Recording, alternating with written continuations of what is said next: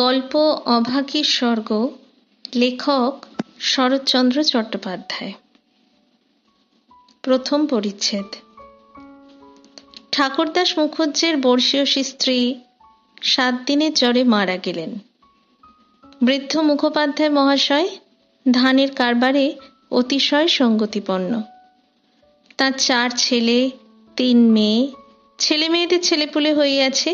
জামাইরা, প্রতিবেশীর দল, চাকর বাকর, সে যেন একটা উৎসব বাঁধিয়া গেল। সমস্ত গ্রামের লোক ধুমধামের সব যাত্রা ভিড় করিয়া দেখিতে আসিল। মেয়েরা কাঁদিতে কাঁদিতে মায়ের 2 পায়ে গাঢ় করিয়া আলতা এবং মাথায় ঘন করিয়া সিন্দুর লেপিয়া দিল। বধূরা ললাট চন্দনে চর্চিত করিয়া বহুমূল্য বস্ত্রে শাশুড়ির দেহ আচ্ছাদিত করিয়া দিয়া আঁচল দিয়া তাহার শেষ পদধূলি মুছিয়া লইল। পুষ্পে পত্রে গন্ধে মাল্যে কলরবে মনে হইল না এ কোনো শোকের ব্যাপার। এ যেন বড় বাড়ির গৃহিণী 50 বর্ষ পরে আর একবার নূতন করিয়া তাহার স্বামী গৃহে যাত্রা করিতেছেন। বৃদ্ধ মুখোপাধ্যায় শান্ত মুখে তাহার চিরদিনের সঙ্গিনীকে শেষ বিদায় দিয়া অলক্ষ্যে 2 ফোঁটা চোখের জল মুছিয়া শোকার্ত কন্যা ও বধূগণকে সান্ত্বনা দিতে লাগিলেন। প্রবল হরিধ্বনিতে প্রভাত আকাশ আলোড়িত করিয়া সমস্ত গ্রাম সঙ্গে সঙ্গে চলিল। আরেকটি প্রাণী একটু দূরে থাকিয়া এই দলের সঙ্গী হইল। সে কাঙালির মা। সে তাহার কুটির প্রাঙ্গণের গোটা কয়েক বেগুন তুলিয়া এই পথে হাটে চলিয়াছিল। এই দৃশ্য দেখিয়া আর নড়িতে পারিল না। রহিল তাহার হাটে যাওয়া, রহিল তাহার আঁচলে বেগুন বাঁধা। সে চোখের জল মুছিতে মুছিতে সকলের পিছনে শ্মশানে আসিয়া উপস্থিত হইল। গ্রামের একান্তে গরুর নদীর তীরে শ্মশান। সেখানে পূর্বাহ্নেই কাঠের ভার, চন্দনের টুকরা, ঘৃত, মধু, ধূপ, ধুনা প্রভৃতি উপকরণ সঞ্চিত হইয়াছিল। কাঙালির মা ছোট জাত, দোলের মেয়ে বলিয়া কাছে যাইতে সাহস পাইল না। তফাতে একটা উঁচু ঢিবির মধ্যে দাঁড়াইয়া সমস্ত অন্ত্যেষ্টিক্রিয়া প্রথম হইতে শেষ পর্যন্ত উৎসুক আগ্রহে চোখ মেলিয়া দেখিতে লাগিল। প্রশস্ত ও পর্যাপ্ত চিতার পরে যখন সব স্থাপিত করা হইল, তখন তাহার রাঙা পাদুখানি দেখিয়া তাহার 2 চক্ষু জুড়াইয়া গেল। ইচ্ছা হইল ছুটিয়া গিয়া 1 বিন্দু আলতা মুছাইয়া লইয়া মাথায় দেয়। বহু কণ্ঠের হরিধ্বনির সহিত পুত্রহস্তের মন্ত্রপুত অগ্নি যখন সংযোজিত হইল, তখন তাহার চোখ দিয়া ঝরঝর করিয়া জল পড়িতে লাগিল। মনে মনে বারবার বলিতে লাগিল, ভাগ্যিমানী মা, তুমি স্বর্গে যাচ্ছ, আমাকেও আশীর্বাদ করে যাও, আমিও যেন এমনি কাঙালির হাতের আগুনটুকু পাই। ছেলের হাতের আগুন, সে তো সোজা কথা নয়। স্বামী, পুত্র, কন্যা, নাতি নাতনি, দাস দাসী, পরিজন, সমস্ত সংসার উজ্জ্বল রাখিয়া এই যে স্বর্গারোহণ, দেখিয়া তাহার বুক ফুলিয়া উঠিতে লাগিল। এই সৌভাগ্যের সে যেন আর ইয়ত্তা করিতে পারিল না। সদ্য প্রজ্বলিত চিতার অজস্র ধোঁয়া নীল রঙের ছায়া ফেলিয়া ঘুরিয়া ঘুরিয়া আকাশে উঠিতেছিল। কাঙালির মা ইহারই মধ্যে ছোট্ট একখানি রথের চেহারা যেন স্পষ্ট দেখিতে পাইল। গায়ে তাহার কত না ছবি আঁকা, চূড়ায় তাহার কত না লতাপাতা জড়ানো। ভিতরে কে যেন বসিয়া আছে। মুখ তাহার চেনা যায় না, কিন্তু সিঁথায় তাহার সিন্দুরের রেখা। পদতল 2টি আলতায় রাঙানো। ঊর্ধ্বদৃষ্টি চাহিয়া কাঙালির মায়ের 2 চোখে অশ্রুর ধারা বহিতেছিল। এমন সময়ে একটি বছর 14-15 ছেলে তাহার আঁচলে টান দিয়া কহিল, হেথায় তুই দাঁড়িয়ে আছিস মা, ভাত রাঁধবি নে? মা চমকিয়া ফিরিয়া চাহিয়া কহিল, রাঁধব খন রে। হঠাৎ উপরে অঙ্গুলি নির্দেশ করিয়া ব্যগ্রস্বরে কহিল, দেখ দেখ বাবা, বামুন মা ওই রথে চড়ে স্বর্গে যাচ্ছে। ছেলে বিস্ময়ে মুখ তুলিয়া কহিল, কই? ক্ষণকাল নিরীক্ষণ করিয়া শেষে বলিল, তুই খেপেছিস? ও তো ধোঁয়া। রাগ করিয়া কহিল, বেলা দুপুর বাজে, আমার খিদে পায় না বুঝি? এবং সঙ্গে সঙ্গে মায়ের চোখের জল লক্ষ্য করিয়া বলিল, বামুনদের গিন্নি মরেছে, তুই কেন কেঁদে মরিস মা? কাঙালির মার এতক্ষণে হুঁশ হইল। পরের জন্য শ্মশানে দাঁড়াইয়া এইভাবে অশ্রুপাত করায় সে মনে মনে লজ্জা পাইল। এমনকি ছেলের অকল্যাণের আশঙ্কায় মুহূর্তে চোখ মুছিয়া ফেলিয়া একটুখানি চেষ্টা করিয়া বলিল, কাঁদব কিসের জন্যে রে? চোখে ধোঁয়া লেগেছে বই তো নয়। হা, ধোঁ লেগেছে বই তো না, তুই কাঁদতেছিলি। মা আর প্রতিবাদ করিল না। ছেলের হাত ধরিয়া ঘাটে নামিয়া নিজেও স্নান করিল, কাঙালিকেও স্নান করাইয়া ঘরে ফিরিল। শ্মশান সৎকারের শেষটুকু দেখা আর তার ভাগ্যে ঘটিল না। দ্বিতীয় পরিচ্ছেদ। সন্তানের নামকরণকালে পিতামাতার মূঢ়তায় বিধাতা পুরুষ অন্তরিক্ষে থাকিয়া অধিকাংশ সময়ে শুধু হাস্য করিয়াই ক্ষান্ত হন না, তীব্র প্রতিবাদ করেন। তাই তাহাদের সমস্ত জীবনটা তাহাদের নিজের নামগুলোকেই যেন আমরণ ভ্যাংচাইয়া চলিতে থাকে। কাঙালির মার জীবনের ইতিহাস ছোট, কিন্তু সেই ছোট কাঙাল জীবনটুকু বিধাতার এই পরিহাসের দায় হইতে অব্যাহতি লাভ করিয়াছিল। তাহাকে জন্ম দিয়া মা মরিয়াছিল, বাপ রাগ করিয়া নাম দিল অভাগী। মা নাই, বাপ নদীতে মাছ ধরিয়া বেড়ায়, তাহার না আছে দিন না আছে রাত। তবু যে কি করিয়া ক্ষুদ্র অভাগী একদিন কাঙালির মা হইতে বাঁচিয়া রহিল, সে এক বিস্ময়ের বস্তু। যাহার সহিত বিবাহ হইল তাহার নাম রসিক বাঘ। বাঘের অন্য বাঘিনী ছিল, ইহাকে লইয়া সে গ্রামান্তরে উঠিয়া গেল। অভাগী তাহার অভাগ্য ওই শিশুপুত্র কাঙালিকে লইয়া গ্রামেই পড়িয়া রহিল। তাহার সেই কাঙালি বড় হইয়া আজ 15 পা দিয়াছে, সবেমাত্র বেতের কাজ শিখিতে আরম্ভ করিয়াছে। অভাগীর আশা হইয়াছে আরো বছরখানেক তাহার অভাগ্যের সহিত যুঝিতে পারিলে দুঃখ ঘুচিবে। এই দুঃখ যে কি, যিনি দিয়াছেন তিনি ছাড়া আর কেহই জানে না। কাঙালি পুকুর হইতে আঁচাইয়া আসিয়া দেখিল তাহার পাতের ভোক্তাবশেষ মা একটা মাটির পাত্রে ঢাকিয়া রাখিতেছে। আশ্চর্য হইয়া জিজ্ঞাসা করিল, তুই খেলি রে মা? বেলা গড়িয়ে গেছে বাবা, এখন আর খিদে নেই। ছেলে বিশ্বাস করিল না, বলিল, খিদে নেই বই কি, কই দেখি তোর হাঁড়ি। এই ছলনায় বহুদিন কাঙালির মা কাঙালিকে ফাঁকি দিয়া আসিয়াছে। সে হাঁড়ি দেখিয়া তবে ছাড়িল। তাহাতে আর একজনের মতো ভাত ছিল। তখন সে প্রসন্ন মুখে মায়ের কোলে গিয়া বসিল। এই বয়সের ছেলে সচরাচর এরূপ করে না, কিন্তু শিশুকাল হইতে বহুকাল যাবৎ সে রুগ্ন ছিল বলিয়া মায়ের ক্রোড় ছাড়িয়া বাহিরের সঙ্গী সাথীদের সহিত মিশিবার সুযোগ পায় নাই। এইখানে বসিয়াই তাহাকে খেলাধুলার স্বাদ মিটাইতে হইয়াছে। এক হাতে গলা জড়াইয়া মুখের উপর মুখ রাখিয়াই কাঙালি চকিত হইয়া কহিল, মা, তোর গা যে গরম, কেন তুই অমন রোদে দাঁড়িয়ে মরা পোড়ানো দেখতে গেলি? কেন আবার নিয়ে এলি? মরা পোড়ানো কি তুই? মা শশব্যস্তে ছেলের মুখে হাত চাপা দিয়া কহিল, ছি বাবা, মরা পোড়ানো বলতে নেই, পাপ হয়। সতীলক্ষ্মী মা ঠাকরুন রথে করে স্বর্গে গেলেন। ছেলে সন্দেহ করিয়া কহিল, তোর এক কথা মা, রথে চড়ে কেউ নাকি আবার স্বর্গে যায়? মা বলিল, আমি যে চোখে দেখনু কাঙালি, বামুন মা রথের উপরে বসে তেনার রাঙা পা দুখানি যে সবাই চোখ মেলে দেখল রে। সবাই দেখলে? সব পাই দেখলে।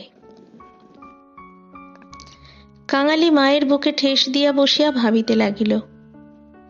মাকে বিশ্বাস করাই তাহার অভ্যাস। বিশ্বাস করিতেই সে শিশুকাল হইতে শিক্ষা করিয়াছে। সেই মা যখন বলিতেছে সবাই চোখ মেলিয়া এত বড় ব্যাপার দেখিয়াছে, তখন অবিশ্বাস করিবার আর কিছু নাই। খানিক পরে আস্তে আস্তে কহিল, তাহলে তুইও তো মা সঙ্গে যাবি? বিন্দির মা সেদিন রাখালের পিসিকে বলতেছিল, ক্যাংলার মার মতো সতীলক্ষ্মী আর দুলে পাড়ায় নেই। কাঙালির মা চুপ করিয়া রহিল। কাঙালি তেমনি ধীরে ধীরে কহিতে লাগিল, বাবা যখন তোরে ছেড়ে দিলে তখন তোরে কত লোকে তো নিকে করতে সাদাসাদি করলে, কিন্তু তুই বললি না, বললি ক্যাঙালি বাঁচলে আমার দুঃখ ঘুচবে, আবার নিকে করতে যাব কিসের জন্যে? হ্যাঁ মা, তুই নিকে করলে আমি কোথায় থাকতুম? আমি হয়তো না খেতে পেয়ে এতদিনে কবে মরে যেতুম। মা ছেলেকে দুই হাতে বুকে চাপিয়া ধরিল। বস্তুত সেদিন তাহাকে এ পরামর্শ কম লোকে দেয় নাই, এবং যখন সে কিছুতেই রাজি হইল না, তখন উৎপাত উপদ্রব তাহার প্রতি সামান্য হয় নাই। সেই কথা স্মরণ করিয়া অভাগীর চোখ দিয়া জল পড়িতে লাগিল। ছেলে হাত দিয়া মুছাইয়া দিয়া বলিল, ক্যাঁথাটা পেতে দেব মা, শুবি? মা চুপ করিয়া রহিল। কাঙালি মাদুর পাতিল, কাঁথা পাতিল, মাচার উপর হইতে বালিশটি পাড়িয়া দিয়া হাত ধরিয়া তাহাকে বিছানায় টানিয়া লইয়া যাইতে মা কহিল, কাঙালি, আজ তোর আর কাজে গিয়ে কাজ নেই। কাজ কামাই করিবার প্রস্তাব কাঙালির খুব ভালো লাগিল, কিন্তু কহিল, জল পানির পয়সা দুটো তো তাহলে দেবে না মা? না দিককে, আয় তোকে রূপ কথা বলি। আর প্রলুব্ধ করিতে হইল না। কাঙালি তৎক্ষণাৎ মায়ের বুক ঘেঁষিয়া শুইয়া পড়িল। কহিল, বল তাহলে, রাজপুত্তর, কোটালপুত্তর আর সেই পক্ষীরাজ ঘোড়া? অভাগী রাজপুত্র, কোটালপুত্র আর পক্ষীরাজ ঘোড়ার কথা দিয়ে গল্প আরম্ভ করিল। এ সকল তাহার পরের কাছে কতদিনের শোনা এবং কতদিনের বলা উপকথা। কিন্তু মুহূর্ত কয়েক পরে কোথায় গেল তাহার রাজপুত্র আর কোথায় গেল তাহার কোটালপুত্র? সে এমন উপকথা শুরু করিল যাহা পরের কাছে তাহার শেখা নয়, নিজের সৃষ্টি। জ্বর তাহার যত বাড়িতে লাগিল, উষ্ণ রক্তস্রোত যত দ্রুত বেগে মস্তিষ্কে বহিতে লাগিল, ততই সে যেন নব নব উপকথার ইন্দ্রজাল রচনা করিয়া চলিতে লাগিল। তাহার বিরাম নাই, বিচ্ছেদ নাই। কাঙালির স্বল্প দেহ বার বার রোমাঞ্চিত হইতে লাগিল। ভয়ে, বিস্ময়ে, পুলকে সে সজোরে মায়ের গলা জড়াইয়া তাহার বুকের মধ্যে যেন মিশিয়া যাইতে চাহিল। বাহিরে বেলা শেষ হইল, সূর্য অস্ত গেল, সন্ধ্যার ম্লান ছায়া গাঢ়তর হইয়া চরাচর ব্যাপ্ত করিল, কিন্তু ঘরের মধ্যে আজ আর দীপ জ্বলিল না। গৃহস্থের শেষ কর্তব্য সমাধা করিতে কেহ উঠিল না। নিবিড় অন্ধকার কেবল রুগ্ন মাতার গুঞ্জন নিস্তব্ধ পুত্রের কর্ণে সুধা বর্ষণ করিয়া চলিতে লাগিল। সে সেই শ্মশান ও শ্মশান যাত্রার কাহিনী, সেই রথ, সেই রাঙা পা দুটি, সেই তাঁর স্বর্গে যাওয়া। কেমন করিয়া শোকার্ত স্বামী শেষ পদধূলি দিয়া কাঁদিয়া বিদায় দিলেন, কি করিয়া হরিধ্বনি দিয়া ছেলেরা মাতাকে বহন করিয়া লইয়া গেল। তারপরে সন্তানের হাতের আগুন, সে আগুন তো আগুন নয় কাঙালি, সেই তো হরি। তার আকাশ জোড়া ধুঁয়ো তো ধুঁয়ো নয় বাবা, সেই তো স্বর্গের রথ। কাঙালি চরণ, বাবা আমার। কেন মা? তোর হাতের আগুন যদি পাই বাবা, বামুনমার মতো আমিও স্বর্গে যেতে পাব। কাঙালি অস্ফুটে শুধু কহিল, যা, বলতে নেই। মা সে কথা বোধ করি শুনিতেও পাইল না। তপ্ত নিঃশ্বাস ফেলিয়া বলিতে লাগিল, ছোট জাত বলে তখন কিন্তু কেউ ঘেন্না করতে পারবে না, দুঃখী বলে কেউ ঠেকিয়ে রাখতে পারবে না। ইস, ছেলের হাতের আগুন, রথকে যে আসতেই হবে। ছেলে মুখের ওপর মুখ রাখিয়া ভগ্ন কণ্ঠে কহিল, বলিস নে মা, বলিস নে, আমার বড্ড ভয় করে। মা কহিল, আর দেখ কাঙালি, তোর বাবাকে একবার ধরে আনবি, অমনি যেন পায়ের ধুলো মাথায় দিয়ে আমাকে বিদায় দেয়, অমনি পায়ে আলতা, মাথায় সিঁদুর দিয়ে। কিন্তু কে বা দেবে? তুই দিবি না রে কাঙালি? তুই আমার ছেলে, তুই আমার মেয়ে, তুই আমার সব। বলিতে বলিতে সে ছেলেকে একেবারে বুকে চাপিয়া ধরিল। তৃতীয় পরিচ্ছেদ। অভাগীর জীবননাট্যের শেষ অঙ্ক পরিসমাপ্ত হইতে চলিল। বিস্তৃতি বেশি নয়, সামান্যই। বোধ করি 30টা বৎসর আজও পার হইয়াছে কি হয় নাই। শেষও হইল তেমনি সামান্যভাবে। গ্রামে কবিরাজ ছিল না, ভিন্ন গ্রামে তাহার বাস। কাঙালি গিয়া কাঁদাকাটি করিল, হাতে পায়ে পড়িল, শেষে ঘটি বাঁধা দিয়া তাহাকে 1 টাকা প্রণামী দিল। তিনি আসিলেন না, গোটাচারেক বড়ি দিলেন। তাহার কত কি আয়োজন! খল, মধু, আদার সত্ত্ব, তুলসী পাতার রস। কাঙালির মা ছেলের প্রতি রাগ করিয়া বলিল, কেন তুই আমাকে না বলে ঘটি বাঁধা দিতে গেলি বাবা? হাত পাতিয়া বড়ি কয়টি গ্রহণ করিয়া মাথায় ঠেকাইয়া উনানে ফেলিয়া দিয়া কহিল, ভালো হইতো এতেই হব। বাগদিদুলের ঘরে কেউ কখনো ওষুধ খেয়ে বাঁচে না। দিন 2-3 এমনি গেল। প্রতিবেশীরা খবর পাইয়া দেখিতে আসিল। যে যাহা মুষ্টিযোগ জানিত, হরিণের সিংঘষা জল, গেঁটে কড়ি পুড়াইয়া মধুতে মারিয়া চাটাইয়া দেওয়া ইত্যাদি অব্যর্থ ঔষধের সন্ধান দিয়া যে যাহার কাজে গেল। ছেলে মানুষ কাঙালি ব্যতিব্যস্ত হইয়া উঠিতে মা তাহাকে কাছে টানিয়া লইয়া কহিল, কোবরেজের বড়িতে কিচ্ছু হয় না বাবা, আর ওদের ওষুধে কাজ হবে? আমি এমনিই ভালো হব। কাঙালি কাঁদিয়া কহিল, তুই বড়ি তো খেলি নে মা, উনুনে ফেলে দিলি। এমনি কি কেউ সারে? আমি এমনি সেরে যাব, তার চেয়ে তুই 2টো ভাতে ভাত ফুটিয়ে নিয়ে খা দেখি, আমি চেয়ে দেখি। কাঙালি এই প্রথম অপটু হস্তে ভাত রাঁধিতে প্রবৃত্ত হইল। না পারিল ফ্যান ঝাড়িতে, না পারিল ভালো করিয়া ভাত বাড়িতে। উনান তাহার জ্বলে না, ভিতরে জল পড়িয়া ধোঁয়া হয়। ভাত ঢালিতে চারিদিকে ছড়াইয়া পড়ে। মায়ের চোখ ছলছল করিয়া আসিল। নিজে একবার উঠিবার চেষ্টা করিল, কিন্তু মাথা সোজা করিতে পারিল না, শয্যায় লুটাইয়া পড়িল। খাওয়া শেষ হইয়া গেলে ছেলেকে কাছে লইয়া কি করিয়া কি করিতে হয় বিধিমতে উপদেশ দিতে গিয়া তাহার ক্ষীণ কণ্ঠ থামিয়া গেল।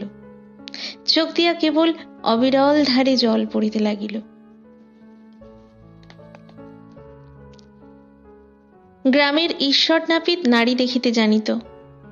পরদিন সকালে সে হাত দেখিয়া তাহারই সম্মুখে মুখ গম্ভীর করিল, দীর্ঘ নিঃশ্বাস ফেলিল এবং শেষে মাথা নাড়িয়া উঠিয়া গেল।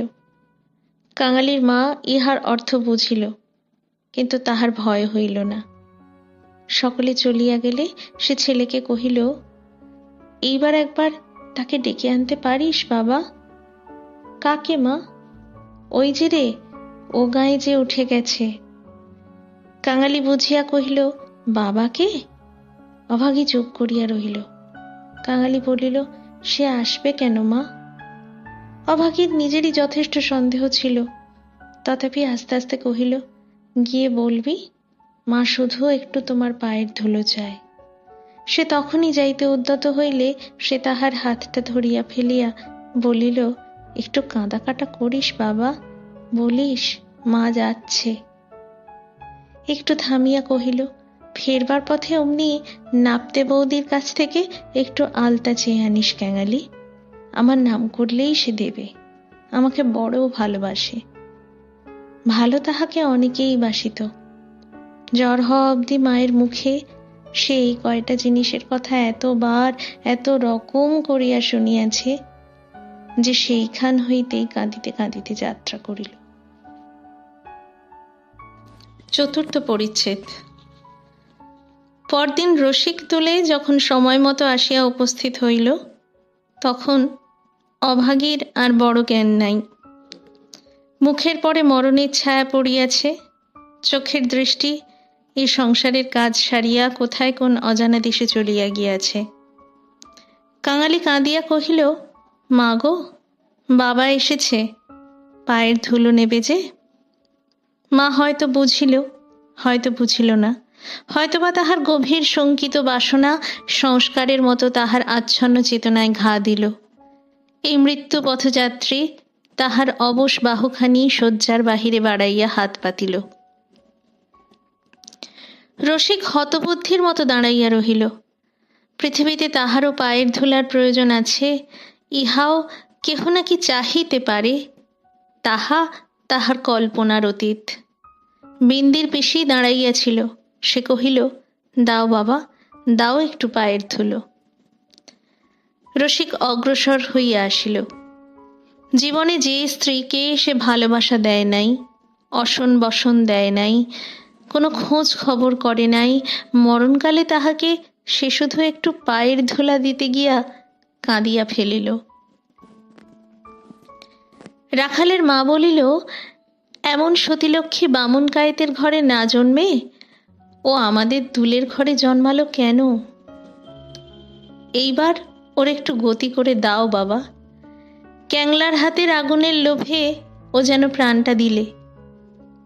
অভাগীর অভাগ্যের দেবতা অগোচরে বসিয়া কি ভাবিলেন জানি না, কিন্তু ছেলে মানুষ কাঙালির বুকে গিয়া এ কথা যেন তীরের মতো বিঁধিল। সেদিন দিনের বেলাটা কাটিল, প্রথম রাত্রিটাও কাটিল, কিন্তু প্রভাতের জন্য কাঙালির মা আর অপেক্ষা করিতে পারিল না।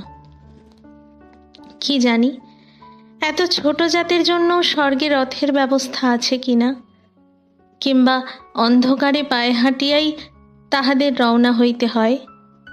কিন্তু এটা বোঝা গেল, রাত্রি শেষ না হইতেই এ দুনিয়া সে ত্যাগ করিয়া গিয়াছে। কুটির প্রাঙ্গণে একটা বেল গাছ, একটা কুড়ুল চাহিয়া আনিয়া রসিক তাহাতে ঘা দিয়াছে কি দেয় নাই। জমিদারের দরোয়ান কোথা হইতে ছুটিয়া আসিয়া তাহার গালে সশব্দে একটা চড় কষাইয়া দিল। কুড়ুল কাড়িয়া লইয়া কহিল, এ কি তোর বাপের গাছ আছে যে কাটতে লেগেছিস? রসিক গালে হাত বুলাইতে লাগিল। কাঙালি কাঁদো কাঁদো হইয়া বলিল, বাহ, এ যে আমার মায়ের হাতে পোঁতা গাছ দরোয়ানজি, বাবাকে খামোকা তুমি মারলে কেন? হিন্দুস্তানি দরওয়ান তাহাকেও একটা অশ্রাব্য গালি দিয়া মারিতে গেল, কিন্তু সে নাকি তাহার জননীর মৃতদেহ স্পর্শ করিয়া বসিয়াছিল, তাই অশৌচের ভয়ে তাহার গায়ে হাত দিল না। হাঁকাহাঁকিতে একটা ভিড় জমিয়া উঠিল। কেহই অস্বীকার করিল না যে বিনা অনুমতিতে রসিকের গাছ কাটিতে যাওয়াটা ভালো হয় নাই। তাহারাই আবার দরওয়ানজির হাতে পায়ে পড়িতে লাগিল। তিনি অনুগ্রহ করিয়া যেন একটা হুকুম দেন, কারণ অসুখের সময় যে কেহ দেখিতে আসিয়াছে, কাঙালির মা তাহারই হাতে ধরিয়া তাহার শেষ অভিলাষ ব্যক্ত করিয়া গিয়াছে। দরওয়ান ভুলিবার পাত্র নহে, সে হাত মুখ নাড়িয়া জানাইল এ সকল চালাকি তাহার কাছে খাটিবে না। জমিদার স্থানীয় লোক নহেন, গ্রামে তাহার একটা কাছারি আছে, গোমস্তা অধর রায় তাহার কর্তা। লোকগুলা যখন হিন্দুস্তানিটার কাছে ব্যর্থ অনুনয় বিনয় করিতে লাগিল, কাঙালি ঊর্ধ্বশ্বাসে দৌড়িয়া একেবারে কাছারি বাড়িতে আসিয়া উপস্থিত হইল। সে লোকের মুখে মুখে শুনিয়াছিল পিয়াদারা ঘুষ লয়। তাহার নিশ্চয়ই বিশ্বাস হইল, অত বড় অসঙ্গত অত্যাচারের কথা যদি কর্তার গোচর করিতে পারে, তো ইহার প্রতিবিধান না হইয়া পারে না। হায় রে অনভিজ্ঞ! বাংলাদেশের জমিদার ও তাহার কর্মচারীকে সে চিনিত না। সদ্য মাতৃহীন বালক শোক ও উত্তেজনায় উদ্ভ্রান্ত হইয়া একেবারে উপরে উঠিয়া আসিয়াছিল। অধর রায় সেই মাত্র সন্ধ্যাহ্নিক ও যৎসামান্য জলযোগান্তে বাহিরে আসিয়াছিলেন। বিস্মিত ও ক্রুদ্ধ হইয়া কহিলেন, কে রে? আমি কাঙালি। দরওয়ানজি আমার বাবাকে মেরেছে। বেশ করেছে। হারামজাদা খাজনা দেয়নি বুঝি? কাঙালি কহিল, না বাবু মশাই, বাবা গাছ কাটতে ছিল, আমার মা মরেছে। বলিতে বলিতে সে কান্না আর চাপিতে পারিল না। সকালবেলা এই কান্না কাটিতে অধর অত্যন্ত বিরক্ত হইলেন। ছোড়াটা মরা ছুঁইয়া আসিয়াছে, কি জানি এখানকার কিছু ছুঁইয়া ফেলিল নাকি। ধমক দিয়া বলিলেন, মা মরেছে তো যা, নিচে নেবে দাঁড়া। ওরে, কে আছিস রে? এখানে একটু গোবর জল ছড়িয়ে দে। কি জাতের ছেলে তুই? কাঙালি সভয়ে প্রাঙ্গণে নামিয়া দাঁড়াইয়া কহিল, আমরা দুলে। অধর কহিলেন, দুলে? দুলের মড়ায় কাঠ কি হবে শুনি? কাঙালি বলিল, মা যে আমাকে আগুন দিতে বলে গেছে। তুমি জিজ্ঞেস করো না বাবু মশাই, মা যে সবাইকে বলে গেছে, সকলে শুনেছে যে। মায়ের কথা বলিতে গিয়া তাহার অনুক্ষণের সমস্ত অনুরোধ উপরোধ মুহূর্তে স্মরণ হইয়া কণ্ঠ যেন তাহার কান্নায় ফাটিয়া পড়িতে চাহিল। অধর কহিলেন, মাকে পোড়াবি তো গাছের দাম 5 টাকা আনগে, পারবি? কাঙালি জানিত তাহা অসম্ভব। তাহার উত্তরীয় কিনিবার মূল্যস্বরূপ তাহার ভাত খাইবার পিতলের কাঁসিটি বিন্দির পিসি 1 টাকায় বাঁধা দিতে গিয়াছে, সে চোখে দেখিয়া আসিয়াছে। সে ঘাড় নাড়িল, বলিল না। অধর মুখখানা অত্যন্ত বিকৃত করিয়া কহিলেন, না তো মাকে নিয়ে নদীর চড়ায় পুঁতে ফেলগে যা। কার বাবার কাছে তোর বাপ কুড়ুল ঠেকাতে যায়? পাজি হতভাগা নচ্ছার। কাঙালি বলিল, সে যে আমাদের উঠানের গাছ বাবু মশাই, সে যে আমার মায়ের হাতে পোঁতা গাছ, হাতে পোঁতা গাছ। পাড়ে বেটাকে গলা ধাক্কা দিয়ে বার করে দিত। পাড়ে আসিয়া গলা ধাক্কা দিল এবং এমন কথা উচ্চারণ করিল যাহা কেবল জমিদারের কর্মচারীরাই পারে। কাঙালি ধুলা ঝাড়িয়া উঠিয়া দাঁড়াইল, তারপরে ধীরে ধীরে বাহির হইয়া গেল। কেন যে সে মার খাইল, কি তাহার অপরাধ, ছেলেটা ভাবিয়াই পাইল না। গোমস্তার নির্বিকার চিত্তে দাগ পর্যন্ত পড়িল না। পড়িলে এ চাকরি তাহার জুটিত না। কহিলেন, পরেশ, দেখো তো হে, এ বেটার খাজনা বাকি পড়েছে কিনা। থাকে তো জাল টাল কিছু একটা কেড়ে এনে যেন রেখে দেয়, হারামজাদা পালাতে পারে। মুখুজ্জে বাড়িতে শ্রাদ্ধের দিন, মাঝে কেবল 1টা দিন মাত্র বাকি। সমারোহের আয়োজন গৃহিণীর উপযুক্ত করিয়াই হইতেছে। বৃদ্ধ ঠাকুরদাস নিজে তত্ত্বাবধান করিয়া ফিরিতেছিলেন। কাঙালি আসিয়া তাহার সম্মুখে দাঁড়াইয়া কহিল, ঠাকুর মশাই, আমার মা মরে গেছে। তুই কে? কি চাস তুই? আমি কাঙালি, মা বলে গেছেন তেনাকে আগুন দিতে। তা দেগে না। কাছারির ব্যাপারটা ইতিমধ্যেই মুখে মুখে প্রচারিত হইয়া পড়িয়াছিল। একজন কহিল, ও বোধহয় একটা গাছ চায়। এই বলিয়া সে ঘটনাটা প্রকাশ করিয়া কহিল। মুখুজ্জে বিস্মিত বিরক্ত হইয়া কহিলেন, শোনো আবদার, আমারই কত কাঠের দরকার, কাল বাদে পরশু কাজ, যা যা, এখানে কিচ্ছু হবে না, এখানে কিচ্ছু হবে না, এই বলিয়া অন্যত্র প্রস্থান করিলেন। ভট্টাচার্য মহাশয় অদূরে বসিয়া ফর্দ করিতেছিলেন। তিনি বলিলেন, তোদের যেতে কে কবে আবার পোড়ায় রে? না, মুখে একটু নুড়ে জেলে দিয়ে নদীর চড়ায় মাটি দিকে। মুখোপাধ্যায় মহাশয়ের বড় ছেলে ব্যস্ত সমস্ত ভাবে এই পথে কোথায় যাইতেছিলেন। তিনি কান খাড়া করিয়া একটু শুনিয়া কহিলেন, দেখছেন ভট্টাচ মশাই, সব বেটারাই এখন বামুন কায়েত হতে চায়, বলিয়া কাজের ঝুঁকে আর কোথায় চলিয়া গেলেন। কাঙালি আর প্রার্থনা করিল না। এই ঘণ্টা দুয়েকের অভিজ্ঞতায় সংসারে সে যেন একেবারে বুড়া হইয়া গিয়াছিল। নিঃশব্দে ধীরে ধীরে তাহার মরা মায়ের কাছে গিয়া উপস্থিত হইল। নদীর চরে গর্ত খুঁড়িয়া অভাগীকে শোয়ানো হইল। রাখালের মা কাঙালির হাতে একটা খড়ের আঁটি জ্বালিয়া দিয়া তাহারই হাত ধরিয়া মায়ের মুখে স্পর্শ করাইয়া ফেলিয়া দিল। তারপরে সকলে মিলিয়া মাটি চাপা দিয়া কাঙালির মায়ের শেষ চিহ্ন বিলুপ্ত করিয়া দিল। সবাই সকল কাজে ব্যস্ত। শুধু সেই পোড়া খড়ের আঁটি হইতে যে স্বল্প ধোঁয়াটুকু ঘুরিয়া আকাশে উঠিতেছিল, তাহারই প্রতি পলকহীন চক্ষু পাতিয়া কাঙালি ঊর্ধ্ব দৃষ্টে স্তব্ধ হইয়া চাহিয়া রহিল।